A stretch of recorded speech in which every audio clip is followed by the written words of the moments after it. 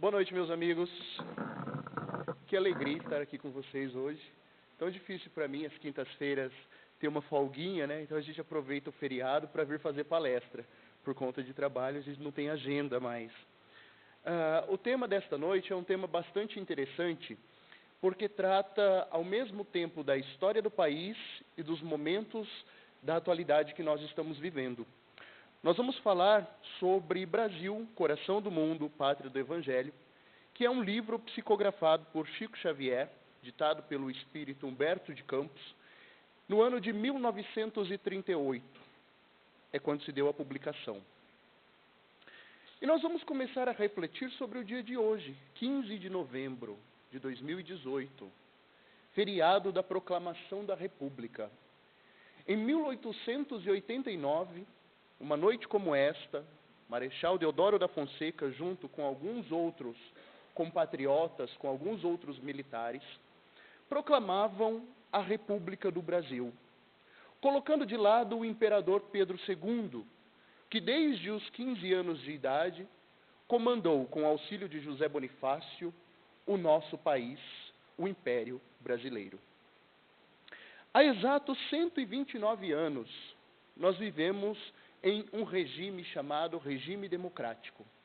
O que caracteriza uma república é a possibilidade de o seu povo eleger por meio do voto direto o seu chefe de Estado. A forma como o chefe de Estado vai governar, se por meio do parlamentarismo, se por meio de outros instrumentos, pouco importa. Mas é isso, essencialmente, que caracteriza uma república. E nós o somos há 129 anos. Em termos comparativos, nós olhamos para a República de San Marino, localizada na Itália, e nós observamos que ela é a república mais velha do mundo, ou assim tida. Ela tem nada mais, nada menos do que 1717 anos. Foi proclamada a república no ano de 301 depois de Cristo. O Nepal, por sua vez, é a república mais jovem do nosso planeta. Tem apenas 10 anos, tendo sido proclamada em 2008. No nosso país, especificamente, nós passamos por uma série de eventualidades dentro da República. A história chama os primeiros momentos da República de República Velha, que era dividida em duas formas de governo.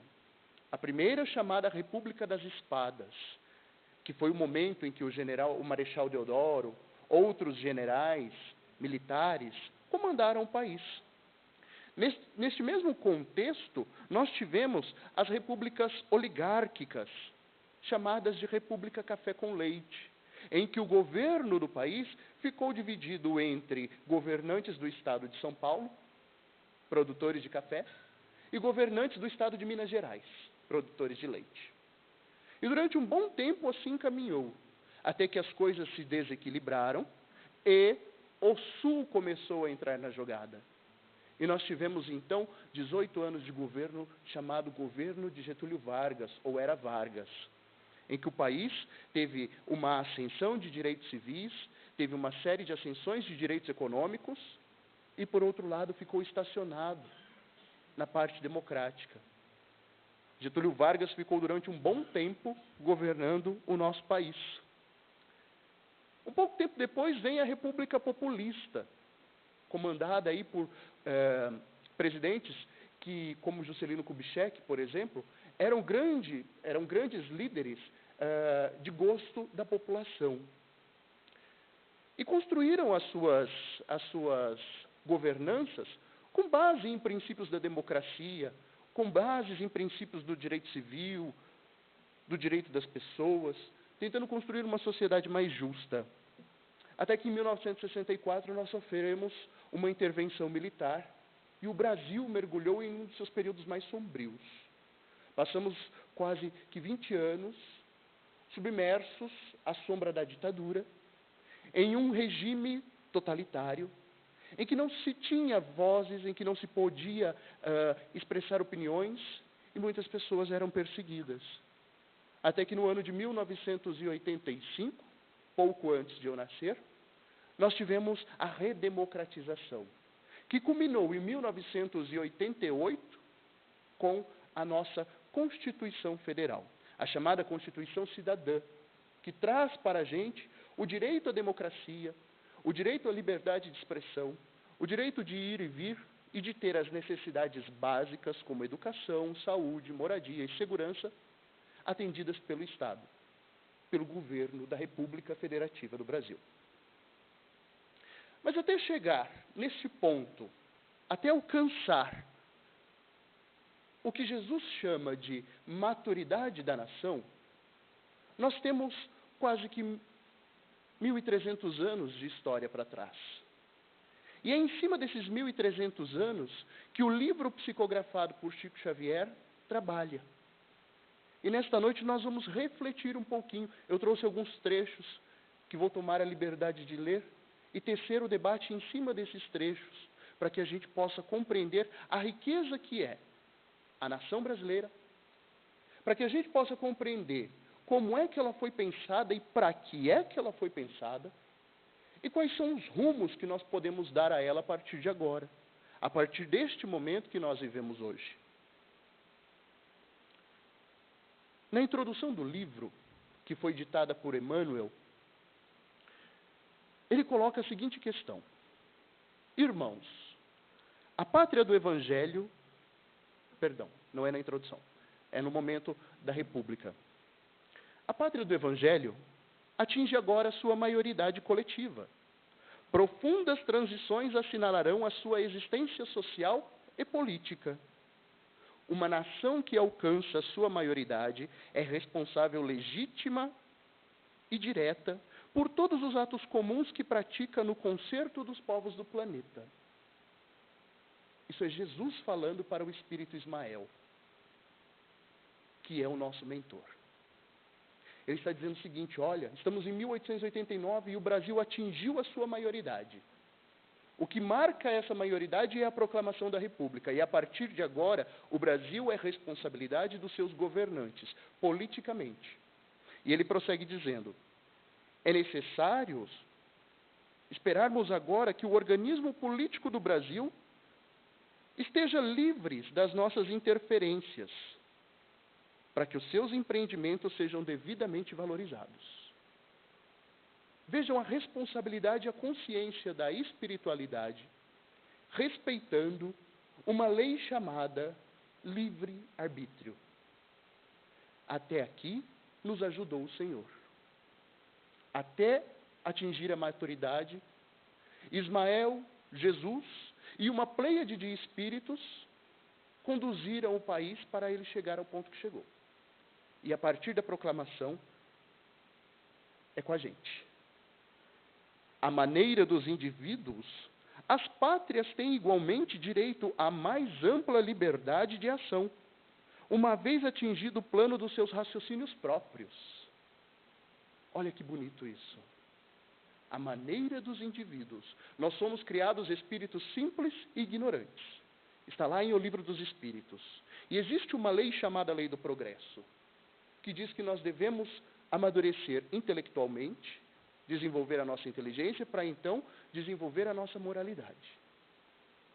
Da mesma forma que acontece com os indivíduos, acontecem com os povos das nações. É isto que o Cristo diz. Acompanharemos indiretamente, a partir de agora, o Brasil, onde as sementes do Evangelho foram jorradas a mancheias, a fim de que o seu povo, generoso e fraternal, possa inscrever mais tarde a sua gloriosa missão espiritual nas mais belas páginas da civilização. Seus votos evolutivos, no que se refere às instituições sociais e políticas, serão carinhosamente observados por nós, de maneira a não serem obstadas as deliberações das suas autoridades administrativas no plano tangível da matéria terrestre. Isso é o Cristo que está falando. Reforçando que eles estão de olho, mas quem conduz somos nós. E a responsabilidade para onde vai a carroça é nossa. Mas como reino de amor integral e da verdade pura não é o do orbe terreno, ou seja, a felicidade não é deste mundo. Aqui não é um mundo de felicidade plena, é um mundo de provas e expiações. urge que reformemos também as nossas atividades espirituais. Então, a espiritualidade está traçando também os desígnios do Brasil, concentrando-as na obra espiritual da evangelização de todos os espíritos localizados na região do Cruzeiro do Sul. Olha que beleza! Enquanto o Brasil tem a oportunidade de se organizar enquanto instituição civil, política, terrena, material, a espiritualidade trabalha nos rumos da evangelização do povo brasileiro. Estão lá, concentrados, traçando os seus planejamentos, estudando as possibilidades de como fazer com que o povo brasileiro seja realmente o povo do Evangelho. E Jesus prossegue. A proclamação da República Brasileira, como índice da maioridade coletiva da nação do Evangelho, há de fazer-se sem derramamento de sangue, como se operaram todos os grandes acontecimentos que afirmaram perante o mundo a pátria do Cruzeiro, os quais se desenvolveram sob a nossa imediata atenção. E, de fato, a proclamação da República foi algo pacífico. Não houve guerras, não houve revoltas, não houve mortes, diferente da independência no primeiro reinado de Dom Pedro I, em que nós temos o Tiradentes esquartejado como mártir desse movimento. Na República nós não tivemos isso. E quando o Marechal Deodoro da Fonseca anuncia que o Brasil está sendo uma república, Dom Pedro recebe a notícia, isso está relatado no livro, com resignação, porque já sabia do destino que deveria dar à pátria que decidiu conduzir. Prossegue Jesus. Doravante, o Brasil político será entregue à sua responsabilidade própria. As transições se realizarão acima de todos os cultos religiosos, para que todas as conquistas se verifiquem fora de qualquer eiva de sectarismo. Isso aqui está na nossa Constituição. E foi preconizado por Jesus. A Constituição afirma que o Estado brasileiro é laico e tem liberdade de todas as religiões possíveis. E é assim que uma república, e é assim que um Estado democrático deve ser conduzido. De forma laica.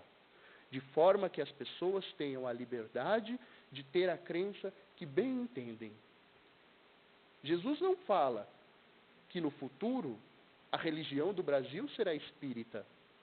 Jesus não diz aqui para Ismael que no futuro a religião do Brasil é o catolicismo, são os evangélicos, é a Umbanda, o Candomblé. Não.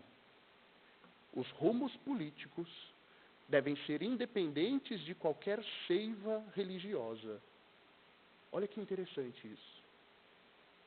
Porque sabem de antemão que as seivas religiosas podem excluir umas e outras, quando colocadas no poder. A história nos mostra isso. Quando nós tivemos, no século XIV, no século XIII, o Estado e a religião par e passo, em que a igreja era atrelada à monarquia, e as decisões dos reis eram tomadas muitas vezes pelos bispos, que queriam garantir o poder. E foi nesse contexto, por exemplo, que nasceram movimentos como a Inquisição, que tomavam as pessoas como bruxos, como feiticeiros, e atravancaram o avanço da ciência, naquela época. É por isso que o Estado e a religião devem ser apartados. A política é política. A religiosidade é a religiosidade. E Jesus ainda vai dizer para Ismael e para a pleiade de espíritos que há reservado para nós um futuro de luz, um futuro de consolação. E que o Brasil é, de fato, a pátria do Evangelho. É, de fato, o coração do mundo. E aí nós nos perguntamos, criaturas inquietantes e às vezes com um olhar um pouco embaçado para a realidade da vida, nós olhamos à nossa volta e nós nos perguntamos, como é que um país que tem mais de 60 mil assassinatos por ano se torna a pátria do Evangelho? Como é que um país cujas estatísticas diz que 32% desses assassinatos são de negros pode ser a pátria do Evangelho? E que ainda nessas estatísticas de violência, nós temos 3.000 homossexuais mortos por ano, um pouco mais. 50.000 casos de estupro ao ano. Mais de 2 milhões de crianças fora da escola. Mais de 13 milhões de pessoas passando fome. Como é que nós podemos enxergar o país como a pátria do Evangelho? É uma provocação, obviamente. Para que a gente possa enxergar isso, a gente precisa mudar o nosso ponto de vista, né? Primeiro, para entender que, quando nós falamos que o Brasil é o coração do mundo e a pátria do Evangelho, nós não vamos entender que o Brasil será uma potência econômica, que o Brasil estará acima dos Estados Unidos, da China, da Inglaterra. Não. Nós precisamos olhar de um outro ponto de vista. Quem nos dá esse ponto de vista é o Evangelho segundo o Espiritismo, no capítulo 2, Meu reino não é deste mundo, item 5. Numa lição muito bonita chamada O Ponto de Vista. E lá nesse capítulo, os Espíritos nos dizem o seguinte: tenham fé no futuro.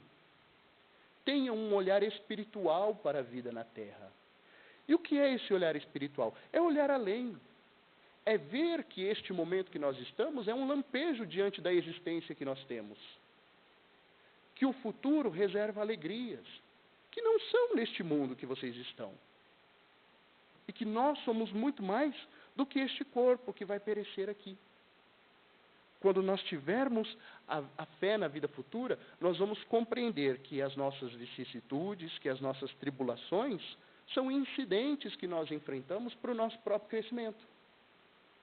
Então, tudo isso que nós temos aqui na nossa realidade, todos esses dados estatísticos que são escabrosos e que não são exclusividade do nosso país, embora a gente esteja muito à frente no ranking mundial, dominando quase todos eles, infelizmente, são vicissitudes, são ferramentas que a justiça divina nos concede para que a gente possa crescer. Crescer enquanto nação, crescer enquanto indivíduo. O que Jesus diz no capítulo de proclamação da República é muito coerente. Assim como os indivíduos precisam caminhar, um povo precisa caminhar. Assim como o indivíduo precisa reequilibrar as suas contas diante da balança da justiça divina, um povo também precisa. Assim como o indivíduo tem as suas provas, as suas expiações, um povo também o tem. Então faz sentido. Nós só vamos compreender o Brasil como o coração do mundo, pátria do Evangelho, a partir do momento que nós olharmos para essa sociedade, para esta grande e belíssima nação, com os olhos da espiritualidade.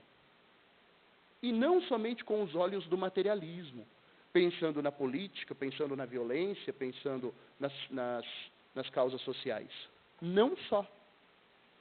Essas questões são veículos, são meios para que a gente possa atingir a nossa maturidade espiritual enquanto indivíduo, enquanto nação. É o Evangelho segundo o Espiritismo que nos diz isso, neste capítulo. E aí, quando nós ainda pensamos neste livrinho do Chico Xavier, que na verdade é do Humberto de Campos, nós vamos pensar o seguinte: ele foi escrito em 1938. A República, que hoje tem 129 anos, tinha só 50 anos. Só 50. Era uma criança. Era uma instituição ainda que não estava totalmente fomentada. E Chico, muito provavelmente, viveu todos esses processos. E certamente teve os esclarecimentos daquela época. E nós, vivendo no processo em que nós estamos, nessa república caudalosa, será que nós conseguimos compreender isso? É preciso pensar nessa maturidade. É preciso pensar nessa questão, né, de onde o livro se localiza. 1938. Muita coisa da República ainda viria a acontecer. 70 anos de República aconteceriam. E aí a gente olha para o texto e a gente vê algumas revelações de coisas que viriam a acontecer logo em seguida a publicação do livro. Humberto de Campos vai exercitar esse ponto de vista da questão de olhar a vida pelo olhar espiritual em toda a obra. E Emmanuel vai dizer isso para a gente na introdução do livro. Ele vai dizer o seguinte: os dados que Humberto de Campos conta aqui no livro, eles foram recolhidos nas tradições do mundo espiritual, onde as falanges desveladas e amigas se reúnem constantemente para os grandes sacrifícios em prol da humanidade sofredora. Olha um princípio básico da doutrina espírita aí, a consolação. Nós não estamos sozinhos. Constantemente, a espiritualidade se reúne para deliberar questões acerca da humanidade sofredora. Nós estamos aqui, sofrendo, nos ajustando com a justiça divina, reequilibrando a balança. Nós não estamos sós, nós não estamos desamparados. Ainda que o mundo pareça um caos aos nossos olhos materialistas, nós não estamos sozinhos. Os espíritos olham por nós. Jesus, com os seus emissários, olham por nós. E Emmanuel ainda prossegue. O Brasil não está somente destinado a suprir as necessidades materiais dos povos mais pobres do planeta, mas também a facultar ao mundo inteiro uma expressão consoladora de crença, de fé raciocinada, e a ser o maior celeiro de claridades espirituais do orbe inteiro. Olha o quão grandiosa é a nossa missão. Nós não vamos ser só os fornecedores de suprimentos para as nações mais pobres, dada a riqueza que nós temos. Riqueza material, riqueza de terras, de pedras, de água. Nós temos o maior aquífero de água potável do mundo. Não é só isso que compete ao país. Não. Mas é facultar ao mundo inteiro. Facultar é possibilitar. Não significa que o mundo inteiro vá aceitar. Quando você faculta alguma coisa, quando você oferece um convite, olha, é facultativo, você pode ir ou não. Está lá. Se você for, é bom que vá. Se você não for, a escolha é sua. Então, nós vamos facultar isso ao mundo todo. Uma expressão consoladora de crença e de fé raciocinada. Uma expressão consoladora de crença e de fé raciocinada. Hoje nós entendemos isso que é o Espiritismo. A fé raciocinada, o Consolador prometido, que vem para nos esclarecer o passado, o presente e o futuro. Esse é o futuro do Espiritismo no nosso país. E ser o maior celeiro de claridades espirituais do orbe inteiro. Claridades espirituais. Não é uma coisa só. Não é uma verdade só. São as possibilidades de leitura que a espiritualidade nos dá. Ah, então existem várias verdades? Não. A verdade pertence a Deus, mas a forma como nós observamos, a forma como nós encaramos e entendemos a verdade depende de nós. Da nossa evolução intelectual, da nossa evolução moral. Este é o celeiro de verdades espirituais. Por quê? Cada um tem um tempo diferente. Cada um aprende num ritmo. E nós teremos a possibilidade de aprender e nos desenvolver aqui no Brasil. O Emmanuel ainda vai dizer o seguinte: se outros povos atestaram o progresso pelas expressões materializadas transitórias, pela economia, pela riqueza, pela cultura, o Brasil terá a sua expressão imortal na vida do espírito, representando a fonte de um pensamento novo, sem ideologias de separatividade e inundando todos os campos de atividades humanas com uma nova luz. Olha que beleza isso. Olha quão grandiosa é o destino do Brasil. Inundar os campos do conhecimento com uma verdade consoladora, com uma verdade que ilumina. Enquanto outros países desenvolvem a filosofia, a ciência, a tecnologia, nós temos que desenvolver a moralidade em todas as áreas do conhecimento. Em todas. E é aí que a gente compreende o sentido de pátria do Evangelho. E para compreender esse sentido, nós temos que compreender o que é o Evangelho. Lá na introdução de O Evangelho segundo o Espiritismo, o Kardec reflete. Olha, nós temos as matérias da vida do Cristo, tudo aquilo que está escrito no Evangelho, existem 4 pilares. Os atos, aliás, 5 pilares. Os atos comuns da vida do Cristo, os milagres, as profecias, as palavras que servem de estabelecimento dos dogmas da igreja e o ensinamento moral. Se a gente entra em contradição entre as 4 primeiras partes, o ensinamento moral ninguém tem dúvida. Ninguém tem dúvida do que o Cristo falou. E é isso que a gente precisa entender como evangelho. Entender a pátria do evangelho não significa pressupor a pátria de uma igreja, a pátria de uma doutrina, mas entender aquilo que o Cristo exemplificou. Amor, humildade, caridade. Este é o tripé sagrado sobre o qual se sustenta o coração do mundo. Não é sobre esta ou aquela religião, mas é sobre os ensinamentos do Cristo. É isto que é ser a pátria do Evangelho, enfim, e entender que o Evangelho traz para a gente essas lições, esses exemplos, que são puros, são simples, que não são dogmáticos, e que nós podemos seguir no nosso dia a dia. Uma lição de amor e de humildade. E aí o livro vai nos contar uma viagem fantástica. A gênese da terra brasileira. A gênese de como surgiu o país, Brasil, no sentido de coração do mundo e pátria do Evangelho. Em cima desse entendimento. Em cima desse olhar para a vida futura e dos ensinamentos de Cristo. E aí Humberto de Campos começa a narrar a história lá no começo dizendo o seguinte, olha, era por volta do século XIV, já fazia bom tempo que o Cristo tinha passado pela Terra, ele decidiu voltar para verificar se o seu projeto, se a sua mensagem havia surtido efeito. Ele volta espiritualmente ao orbe, acompanhado dos espíritos, dos anjos protetores, e ele fica decepcionadíssimo com o que ele vê. Ele fala, nossa, mas tudo que eu fiz, tudo que eu deixei não resultou em nada. As pessoas estão matando em meu nome. Nós estamos lá no século XIV, nas cruzadas, na Inquisição. As pessoas estão matando. E o Cristo conclui, não tem jeito, as pessoas só vão aprender pelo sofrimento. Ele dá a lei ali, dá o ponto. As pessoas só vão aprender pelo sofrimento.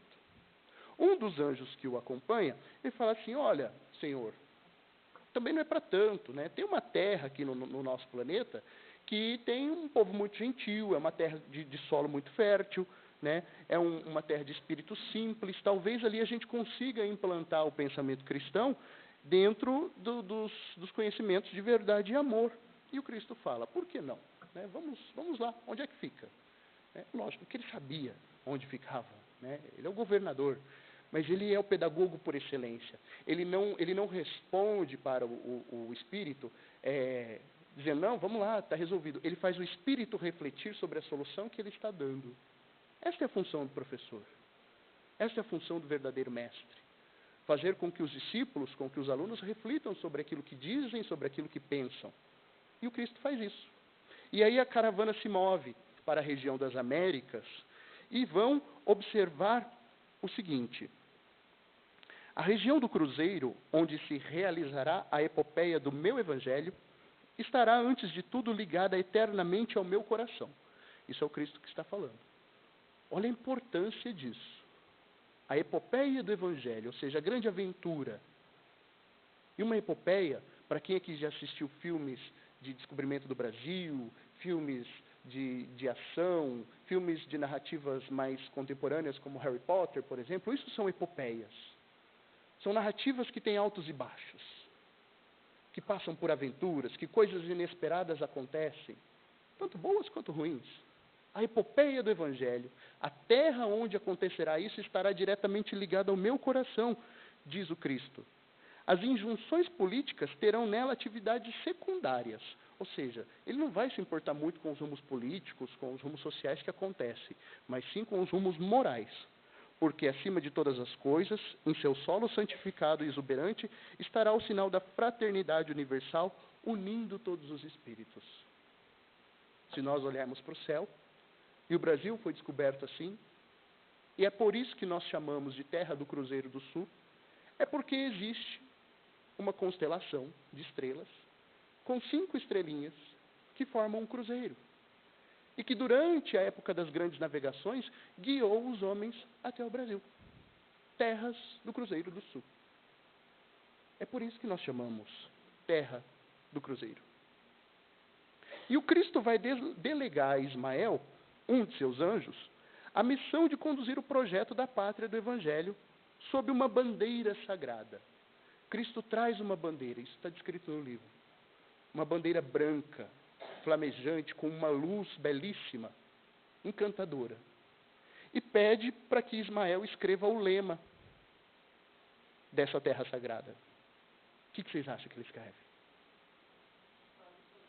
Não. Quase. Ele vai escrever Deus, Cristo e caridade. Deus, Cristo e caridade. Nessa ordem. E essa vai ser a flâmula, é a flâmula que o nosso país ostenta no seu campo espiritual. Deus, Cristo e caridade. Não é Brasil acima de todos e nem Deus acima de tudo. Deus, Cristo e caridade. Muita atenção a isso. Isso é interessante porque Deus, Cristo e caridade é aquilo que Jesus ensina para a gente. Quando ele diz que ninguém vai ao Pai senão por Ele. E ninguém vai a Ele se não amar o seu irmão, se não fizer a caridade. E aí, como é que o Cristo entende a caridade? Está lá em O Livro dos Espíritos. Perdão das ofensas. Uma palavra que começa com I, que me foge agora. Que é ignorar as imperfeições alheias. E o amor. Os 3 pilares da caridade. Indulgência para com as imperfeições. Né? Então a gente tem que ser tolerante. A gente precisa perdoar, a gente precisa amar. O Cristo entendia a caridade assim. Então nós temos que praticar a caridade para chegar a Jesus e por meio de Jesus chegar a Deus. Olha a vivência do Evangelho. É isso que está tremulando aqui no nosso país e que a gente ignora.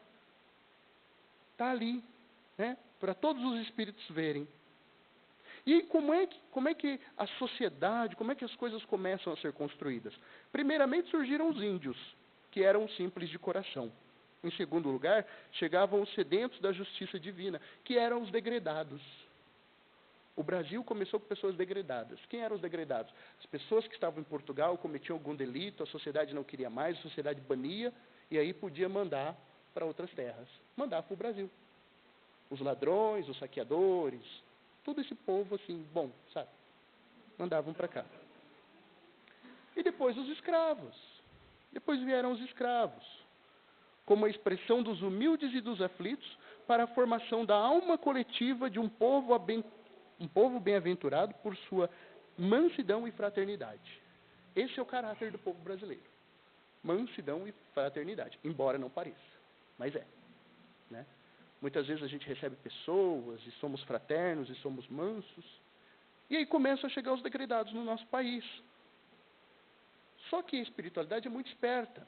E a espiritualidade, ela usa os instrumentos que ela tem naquele momento para fazer as suas transformações. Elas precisavam tocar o coração desses gentios.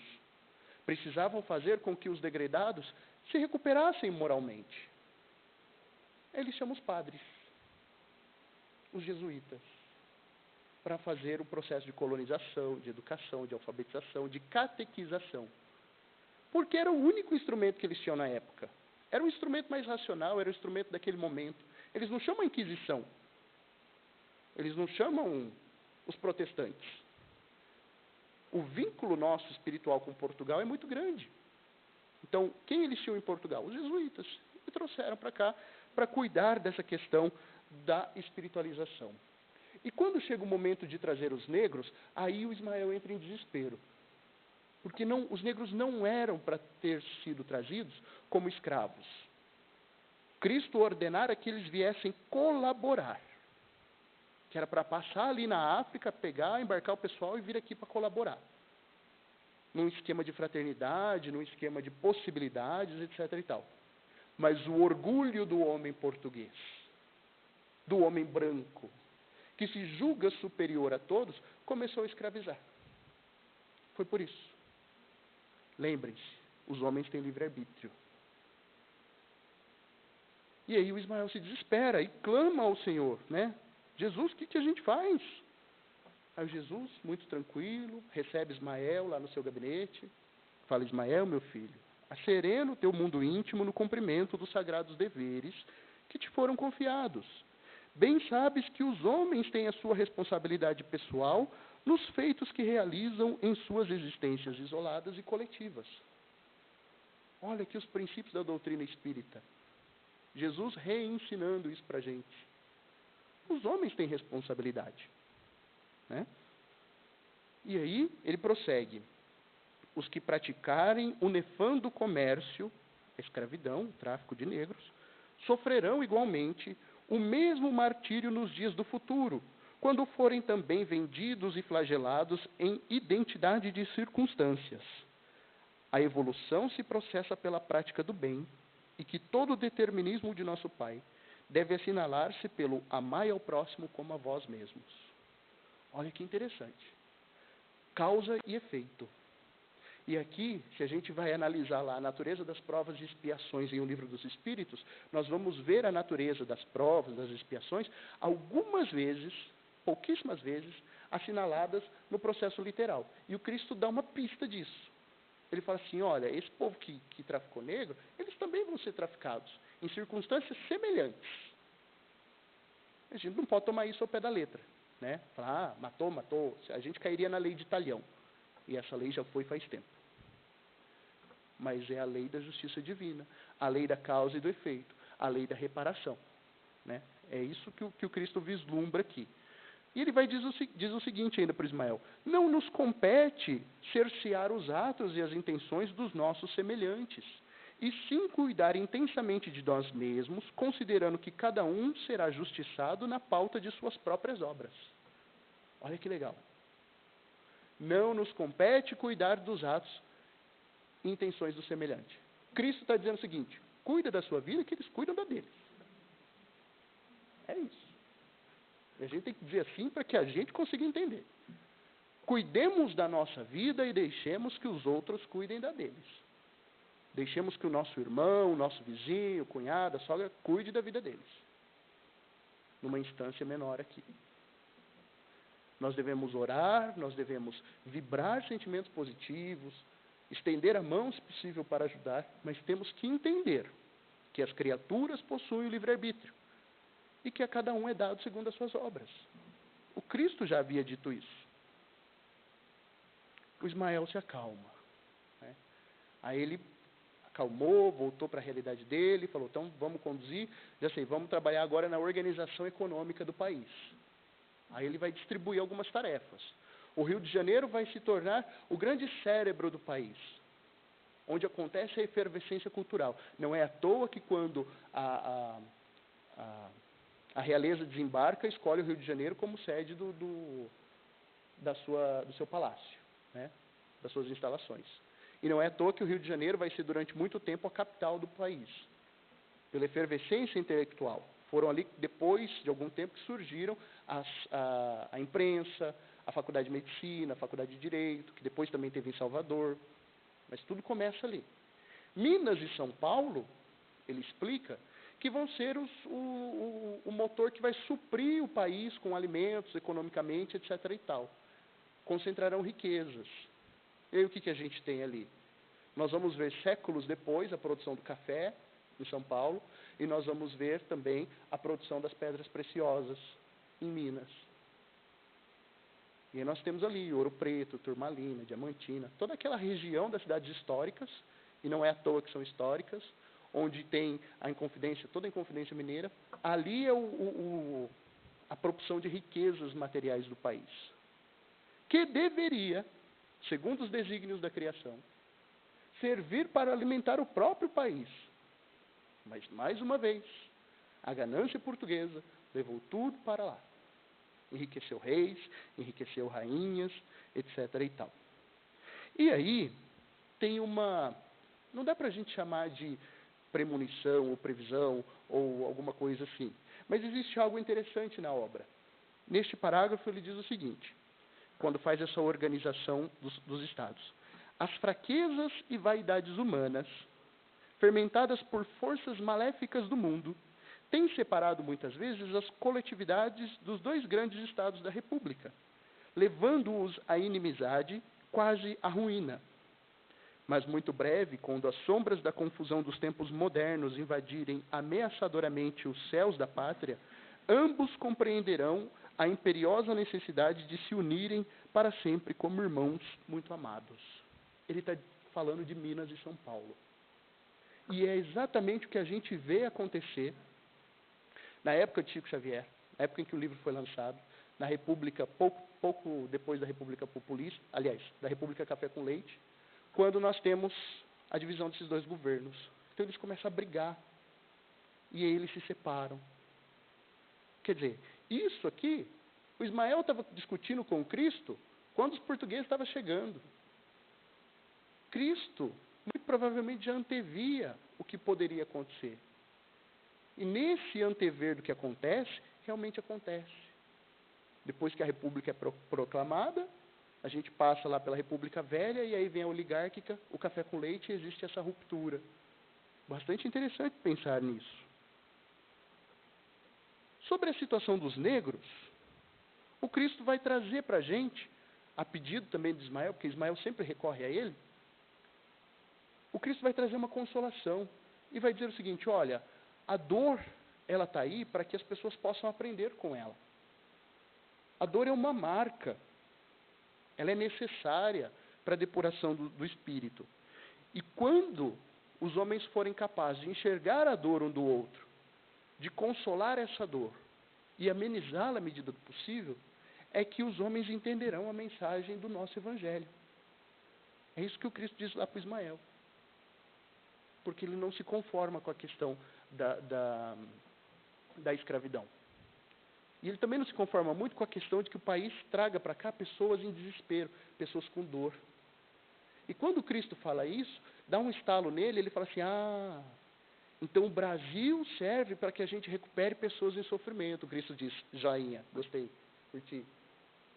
Aí o que o Ismael faz? Pega a bandeirinha, Deus, Jesus e caridade, vai para as regiões abissais do orbe, estende essa bandeira e conclama os espíritos sofredores para que renasçam no Brasil, para que venham aqui como uma oportunidade de resgatar os seus débitos. E é por isso que nós somos chamados de pátria do Evangelho, coração do mundo. Porque só no coração de Jesus é que nós temos essa possibilidade de viver de perto os seus ensinamentos, de chegar mais próximo da sua palavra e conseguir resgatar aquilo que nós devemos. Em nenhum outro país do planeta nós vamos ter as oportunidades sagradas que nós temos aqui. E o Cristo ainda dá mais algumas revelações. Na época em que o país estava passando pelas confusões com o governo espanhol, em que o Bonaparte queria tomar uma parte de Portugal, queria tomar as colônias, o governo espanhol também queria, o Cristo, pessoalmente, não deixa com que os planos das trevas se concretizem. Porque ele entende que o coração do mundo não pode ser despedaçado. E ele usa isso para metáfora do nosso território. Ou seja, este grande território ele não pode ser dividido.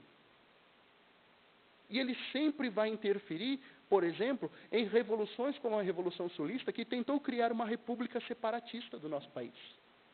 Ele não deixa. O coração do mundo não pode ser despedaçado. A pátria do Evangelho tem que se manter unida.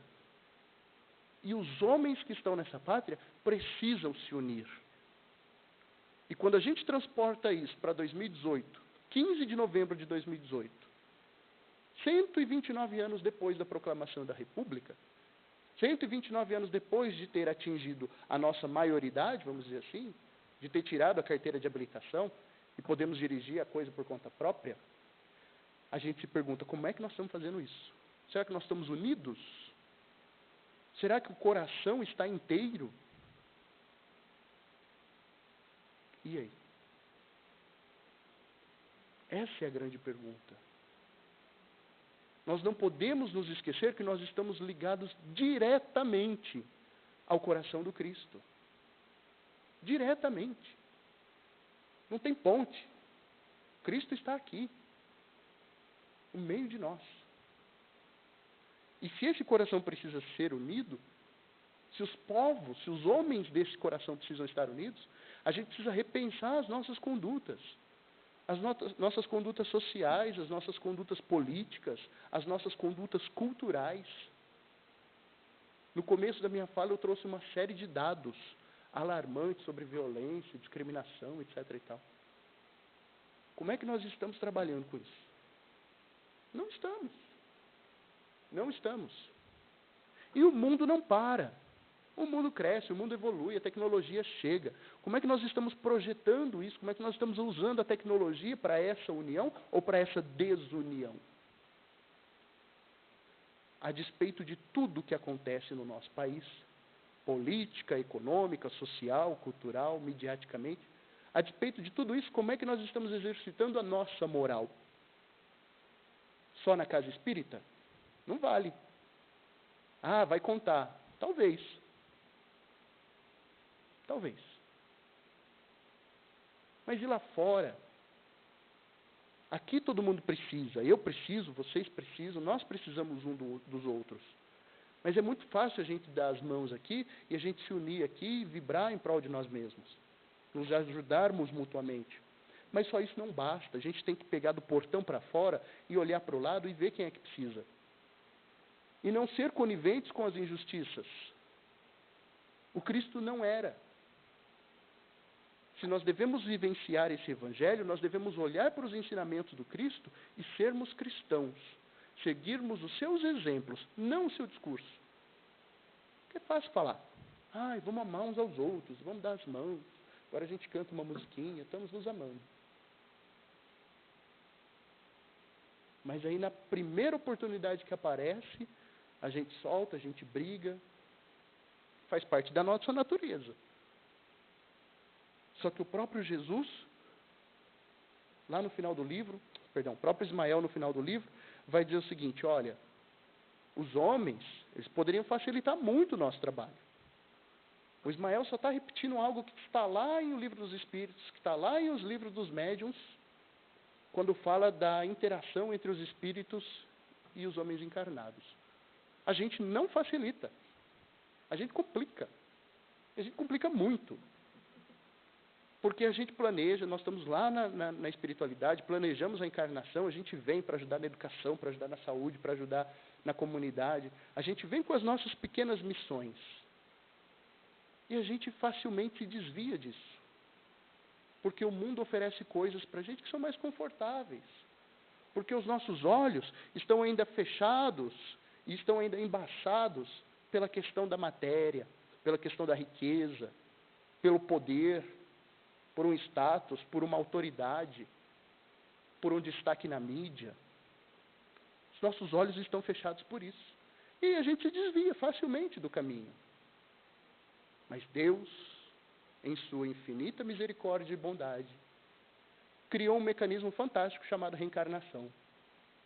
E a gente pode voltar quantas vezes quiser. Quantas vezes precisar. E nós vamos voltar. Nós vamos. Nós vamos ainda implorar pela oportunidade de reencarnar. E a gente não sabe se vai ser rápido, se vai ser demorado, se vai demorar um século, um milênio. A gente não sabe.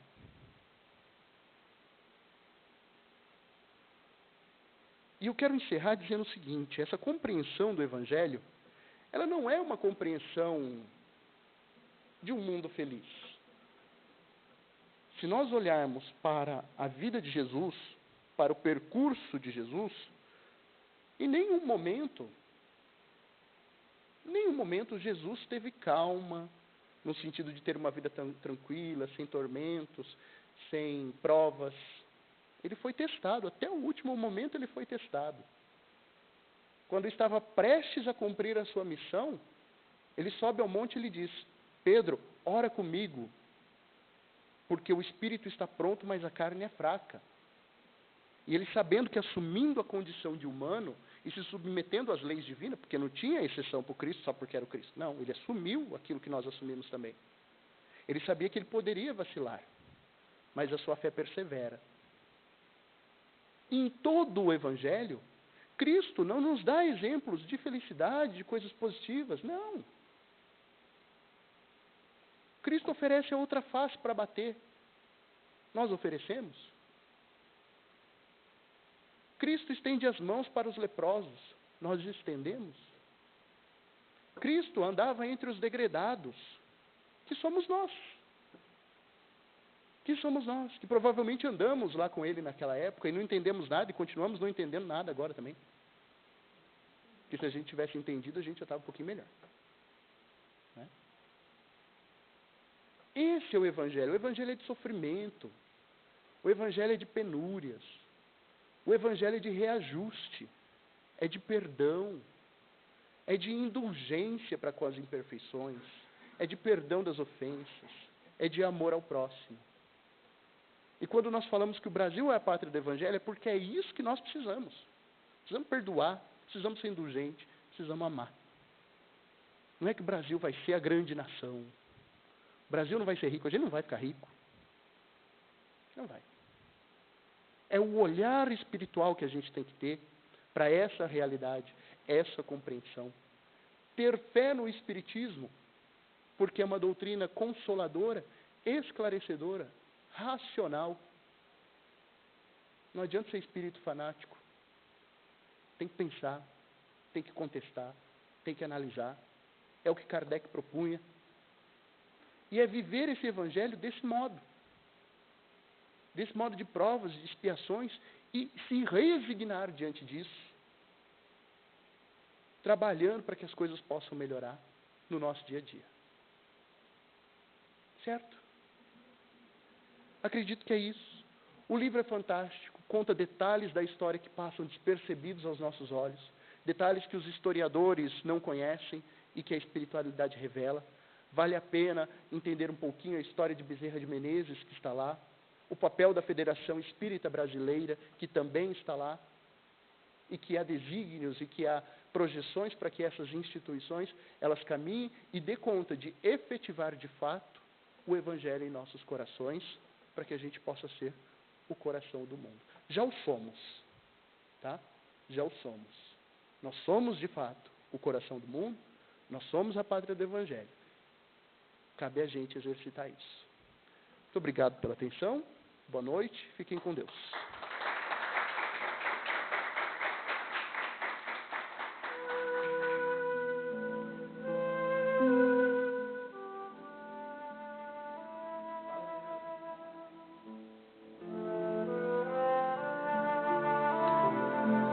Vamos então fazer uma prece.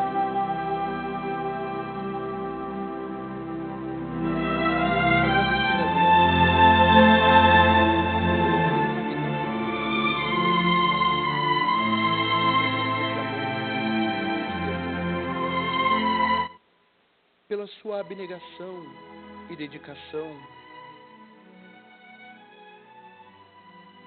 em dar atenção à terra brasileira e estabelecer aqui o seu coração, o seu Evangelho. Agradeçamos a Deus a oportunidade de renascer neste solo sagrado, nesta pátria mãe gentil, que acolhe as nossas imperfeições, os nossos débitos, e nos oferece a oportunidade sagrada do Espiritismo, para que possamos compreender tudo isso e melhorar a nós mesmos. Roguemos a Jesus as bênçãos do seu amor, a espiritualidade amiga, a proteção diária, para que possamos sempre tomar as decisões mais acertadas, estender as mãos nos momentos mais propícios e conseguirmos aquilo que é o sonho de todos nós, a reforma íntima de cada um. A Ti, Mestre, o nosso muito obrigado e o nosso pedido de que esteja conosco sempre, nos abençoando e nos iluminando. Que assim seja.